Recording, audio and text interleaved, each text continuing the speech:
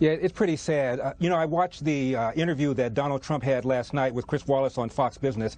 And, of course, the Washington Post, New York Times, in overtime, fact-checking everything the president said. What they don't fact-check is this big lie, this big Goebbels-type lie, that cops are killing black people just because they're black. It's not like the federal government has not been interested in this issue. Since the mid-'90s, the DOJ has conducted something called the Police Public Contact Survey, where every 3 years, Lou, they ask 60,000 Americans, not a small sample, 60,000 Americans, did you have a contact with the police last year? If the answer is yes, a series of questions follow to determine whether or not there's any sort of pattern of abuse. No pattern can be found. In 2013, the National Institutes of Justice, which is the research arm of the DOJ, put out a study on race and traffic stop. Could not find any pattern of abuse against black motorists. It is not true, and it's getting people killed because the cops pull back, bad guys know it, and it makes young black men falsely believe that when they're stopped by the cop in question, they're going to be harassed. Why not believe that? After all, your leaders are telling you that. It is a lie, and it's getting people killed, and the Democrats need to knock it off. And what happens, Lou,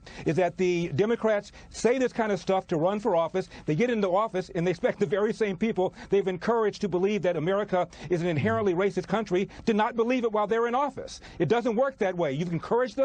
You've convinced them that the death of George Floyd is a microcosm of cops in general, and now you can't control the very mob that you unleashed.